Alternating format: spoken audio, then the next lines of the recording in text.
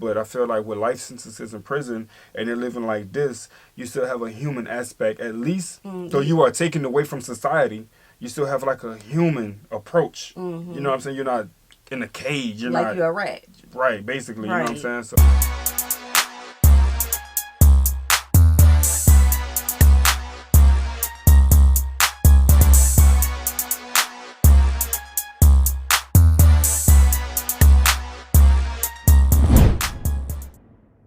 What's good, y'all? It's the Demouchets REACT, and we're back with another video. Who we got today, C? Today we're back with another American reaction. Super excited about this video. If you're new to us and we're new to you, make sure you scroll down, hit that subscribe button, and turn on the post notification bell because we're on the road to 200K. And we cannot get there without you guys, all right? Join the family. Without further ado, let's get into the video. Are toxic places. When you walk into them, you are immediately bombarded by the smell, by the noise, by the lack of color on the walls. There is a dearth of life in the eyes of the people who are incarcerated, the people that work in the prisons. There's little grass or trees, very little plant life. This is just what the absence of life and joy can be. So we went to Germany to understand how you can do things differently. They've taken the structures, the architecture around prisons, and they've modified them and changed the people inside them. They run their prisons based in human dignity and organized around the principle of normalization. That prisons should replicate the outside community as much as possible. They learn that this job is about relationships and that relational safety is just as important as the security of the building. There's life, you know, people aren't afraid for their safety. We saw young people laying on the courtyard, completely comfortable with each other. You would never see that in an American prison. We saw young people hanging out with correctional officers without the fear of surveillance. Young people and correctional officers playing soccer.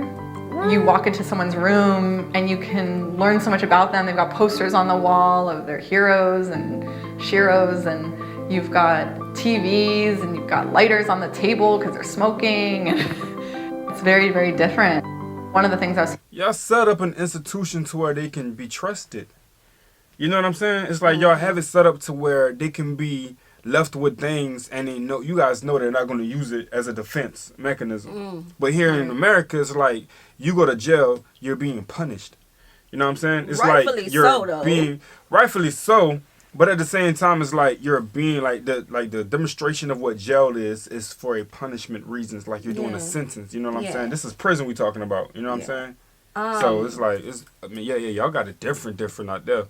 Yeah, so what I'm seeing so far is that they still, like, what I saw, it looked like mini apartments, you know, and I do understand the human aspect of it because, especially when you look at the research and the statistics. Yeah, that word always get me too. Of the people who are incarcerated here and the outcomes, a lot of them are institutionalized because they see the same thing all day, every day. They are treated less than human. Here, it was just the way our system is set up is a continuation of slavery. Yeah, 100%. And again, we had this conversation last time. We watched a video where a gentleman went to jail. He was a murderer, and he was able to leave the jail and go to school, go to corporations, and build a business and do everything the norm that you see a person doing. Out here, you won't get to see that. And if they do that, then that's behind lens that nobody really gets to talk about too much because it's for whatever personal gain. But when you have our system set up how it's set up, it's like you have your criminals and you have your people that actually did stuff. You got your people that's accused of things they never did. You know what I'm saying? It's like they don't draw the line. No. Everybody get treated the same. Even children. Even children out here. So it's like, yeah, they won't. Unless, I don't know, like the system by itself has its own loopholes of people doing things, but this is a very another level of privilege of being able to do things. Yeah.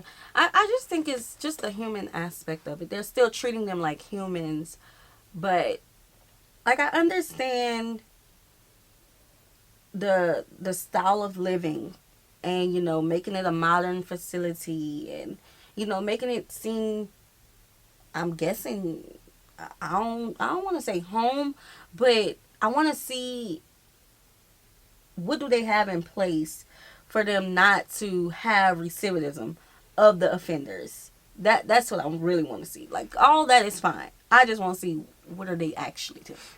Because life teaches us if you make a mistake, you're supposed to be forgiven. Right. Because don't slap the people on the wrist, you know, if they do something that's real bad. Mm-hmm. But what are they actually doing for the people to want to be speaking to the correctional officers on the courtyard and hanging out with everybody? And, you know, because our system is violent. You know, they have cameras inside of the system, the reality TV shows for us to see what's going on there. And, you know, just us having people that we know. Yeah. Who have gone through this. So. Yep. Yeah. And at the end of the day, it's like you want to learn from what you did that was so wrong. You want to learn from it so you don't do it again. And I feel like with the system, it's supposed to have at least some level of, let me help you better yourself, and not let me help you worsen yourself in your situation. Right. Let me make you feel bad for what you did. Let me beat you. Let me slap you. Let me kick you when you're down because of what you did. It's like you don't want to, like, you're not going to get nothing out of that but someone that's going to be just as angry, even more, and want to do it more because they feel like they have nothing else to gain in life. But I feel like with life sentences in prison and they're living like this, you still have a human aspect, at least, though you are taken away from society, you still have like a human approach. You know what I'm saying? You're not in a cage. You're like you're a rat. Right, basically. You know what I'm saying? So let's see more, because I want to learn about the programs, because I have some things to say about the programs here. So striking was walking through a prison compound, and you they're heroes and sheroes, and you've got TVs, and you've got lighters on the table because they're smoking. It's very, very different. One of the things that was so striking was walking through a prison compound, and you see trees and water and swans. It's what human dignity smells like, looks like, and feels like. And this was in a maximum security prison in Germany. It tells us you can do this a different way. A dormitory almost. Our experiment with mass incarceration has created a uniquely American phenomenon that has prisons warehousing millions of people far away from their families and communities. It has not worked. It has not made us safer. But we can learn from other countries, like Germany, where they have systems designed around human dignity that promote restorative justice, that ensure accountability, and everyone is safer, happier, and healthier.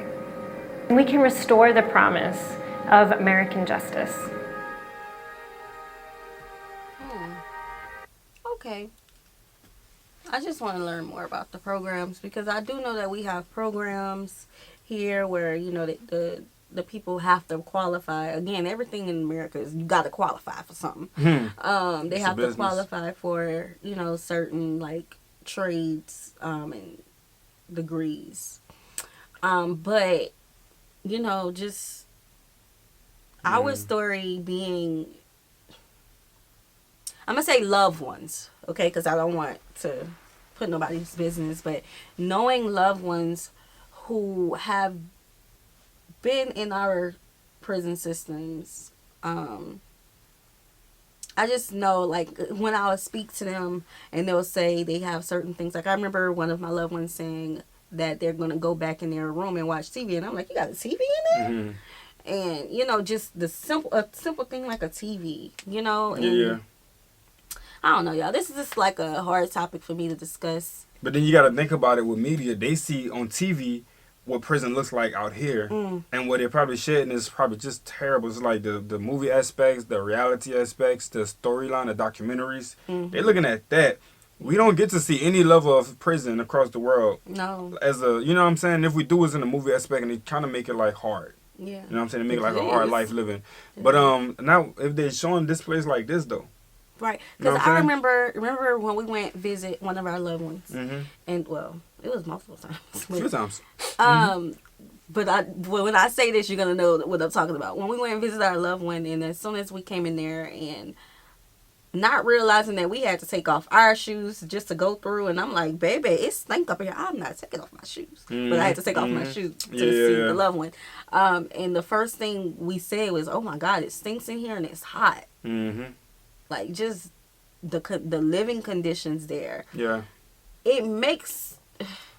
It's hard for me to speak about this topic. It's really uncomparable to you guys. Two different worlds. Yeah. 2 different worlds. And totally. I remember like looking. Okay, so if a lot of you are new here, y'all probably don't know this, but when I was 7, because I've shared this before, when I was 7, I always said that I wanted to be an attorney. I do have a pre-law degree. That's as one of my degrees. But, so that's why a lot of times on the channel people will say, "Oh, she got an attitude." No, this is just in my nature. Always having that debate. Can you say that? Can you say that louder for the people in the back? What did I just say? That people think that you be having an attitude, but when you step in the field and when you go through the studies that my wife had to go through to get a degree in and what she got a degree in, then you kind of get actually work the field. You feel me? I mean, dealt with a lot of stuff. Then you kind of get to understand, and man, it's like people not supposed to be as nice and easygoing and supposed to be so open to certain situations. Like she has a natural personality that was fit for this type of field, and she kills it in it. You feel me? It's like she a freaking dog. Like, thanks, babe. Like it's unmatched, bro. So like when people come to her and they talk about, "Oh, you always stuck," we used to use the word "stuck up." Yeah. Back in the day, meaning that this is the type of person who just chills and they don't want to be too much bothered. They give that "I don't want to be bothered" energy, but they have such a good spirit. They have such a good heart. They have a willingness. They want to help you because you're in the field to help people. She wasn't in the field to help people get locked up. She was in the field to help people. I gotta put that out there as well. So I'm saying it's like you just gotta say that louder for the people in the back who always kind of like misjudge you, because, and for other women too, because you're not just speaking for yourself. There's other women is this same level of personality. They kind of get looked at as, oh, she thinks she's better than everybody. Or no, that individual have that level of interest in the field that you will never be able to work in. You know what I'm saying? And if you try, you going to quit because them phone calls, them paperworks, the typing, the interactions. Taking your work home. Taking it home. Bro, yeah, you got to be built for this type of stuff. Yeah. Yeah, So, I had a rant. You feel? Look at you. I had my first rant. I had a rant, bro. It needs to be said, though. So that is why when I was 7, I made that decision. Because seeing things that was going on around me, and y'all know we are from the state who is #1 in incarceration and 50th in education. So that is why this is kind of hard for me to talk about, because like it's one thing to have a reaction and being a edutainment-er. I made up my own word. What? I'm about to say dictionary. No, because our channel is both education and entertainment. It's one thing to have a reaction that way, but when this is something that personally affects you, something that you think about all the time, something that you want to change in your country, it hits a little bit different. So I would like for you guys in Germany to share like some of the programs that you all have to where this system works for you all so well, because here our system don't work for us here. It doesn't. We don't have a high turnover rate when it comes to reoffenders. No, we do when it comes to reoffenders. Like we don't have a lot of people who get out and they stay out. We have a lot of people who get out, they go back multiple times. And then when you guys get out, do y'all have to deal with the results of being in there, meaning that the paperwork follows and you can't get certain jobs? Or do you have programs that set up to where you can get on certain jobs that help you survive in society after being institutionalized for such a long period of time? So we would like to know all these questions. We got a lot of questions, but we can't put it all out. We always have questions. Can't put it all out there for you guys to answer right now. Just get on it with the ones. And the good thing about this is, first of all, we can only respond to what we're watching. But the good thing about this is that we do have, we call y'all our family members. Our family members all over the world who know the answers to our questions, who can answer the questions. Right. Never know who watching. Somebody might be in the comments looking for the same answer. You never know. Because we do have, this is America. and our system is loaded. So yeah. Modern day slavery is what it is. But I feel you on that. And no way do we want to just give people a slap on the wrist, because people go in to the system for different crimes. Yeah, and I think it's important because we don't need nobody coming in the comment section saying, but what about the hard offenders? Right. What about the people who actually did the crime? Like, we know. Right. Like, we're not slow. We know people who, like, yeah, you did it, you do the time, bro. That's just what it is. But the question is still at hand to where, how do you guys, you know, develop a system like that caters to the people, that helps the people, that gets the people out so they don't have to go back in, so they can have a better understanding of society, to live a good life, to have a family, to get in the corporate business or be a boss. Like, how do you guys set that system up? Because I hear when people get out, they literally, their story is, I didn't have nothing when I became a millionaire. Like, you have millionaires that come out of the successful people. Yeah, like you have people that come out of prison and they become millionaires without any help. You know what I'm saying? So I want to know if you guys have any like programs that's, you know, out there for their people that when they get out. Yeah. So, and I know some people may be like, "What are you talking about? They get out and they become millionaires." No, there are some success stories. They do have success stories like that, and we do know like of a podcast who is some success stories. But y'all go look for it. Anyway, I follow a few people like that too. Yeah, and we are only speaking about the people who can get out. We ain't talking about the hardcore people who need to stay in. Okay, we ain't talking about them. So we hope you guys enjoyed this video with us. Like this video, subscribe, turn on the post notification bell. We have enabled our super thanks if you like to support the channel that way, as well as our reaction request form is in our description box below. We'll see you soon. Peace.